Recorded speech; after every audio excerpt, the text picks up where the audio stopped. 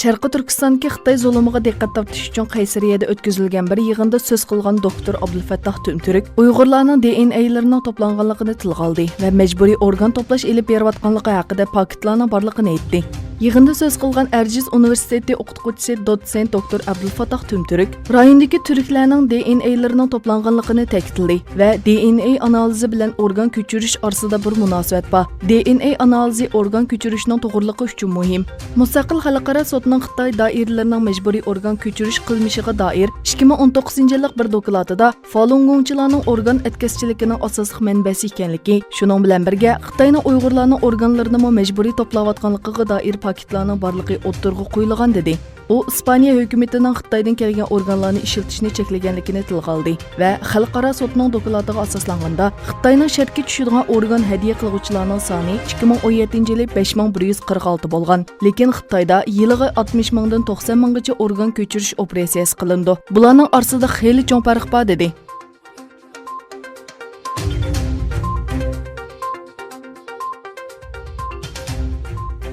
İstanbulda fəaliyyət elib beriyotgan Sharqi Turkistonliklar İttifaqı cəmiyyəti məsullari İstanbul Baxçılar meydanında Sharqi Turkiston üçün imza toplash maqsadida Büyük Birlik Partiyasi tarafidan qurilgan çadırni ziyorat qildi. Bu yerda so'z qilgan cəmiyyət raisi Ali Ekber Damonlam Sharqi Turkistondagi zulmlarga qarshi bu imza faoliyatini uyushtirgan Büyük Birlik Partiyasi doiralariga rahmat etdi. Hay'at yana Adolat va Taraqqiyot partiyasining çadırını ziyorat qilib, doiralar bilan fikr almashtirdi.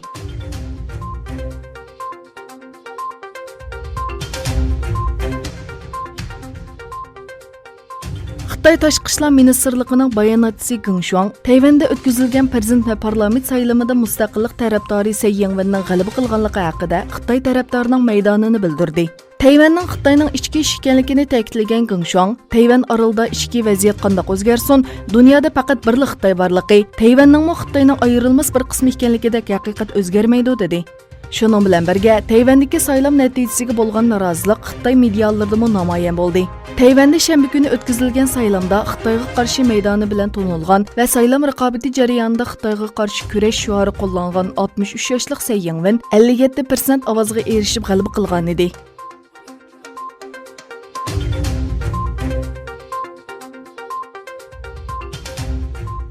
İran Ukrayna yo'lovchilar aeroplanini tushirayotganligini e'tirof qilgandan keyin Tehronda norozilik namoyishlari avj oldi. Namoyishchilarni qo'llab uchur e'lon qilgan Amerika prezidenti Donald Trump İran hukumatining namoyishchilarga zo'rlik ishlatmaslik haqida ogohlantirdi. Trump shanba kuni Twitter hisobida yo'llagan uchurda Iranning kishilik huquq organlarining Ironda davomlashayotgan namoyishlarni tekshirishga ruxsat qilishi kerakligini aytgan va tinish shakldagi namoyishlar yana bostirilsa bo'lmaydi, torni taqib etishga bo'lmaydi degan.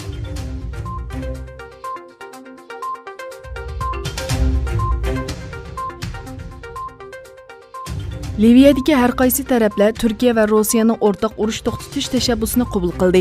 Liviya davlatlik birlashma hukumatining rahbari Fayz Sarraj urush to'xtatishning shu yer vaqti 12 dekabr kechidan boshlab yo'lga qo'yilganligini bildirdi. U bayonotida qismlarning qarshi tarafdan kelishi mumkin bo'lgan har turli hujumga qarshi turish huquqi borligini aytdi. Bundan burun Liviyadagi o'qituvchi taraf rahbari general Xaftar qo'mondonligidagi Liviya davlat armiyasi urush to'xtatishni qabul qilganligini bildirgan edi.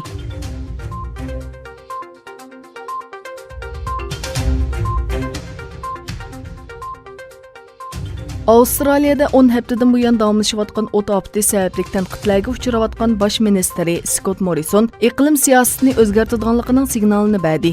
O parnik effekti gazini tushiradiganligini aytdi. Avstraliya kuyib kulga aylanayotgan o't ofatida oz deganda 28 kishi o'lib, minglagan hayvon jon talashayotgan bir paytda Havayda dam olgan va o't ofatiga sal qargandek muomala qilgan bosh ministri Morrison afsuslanganligini bildirdi.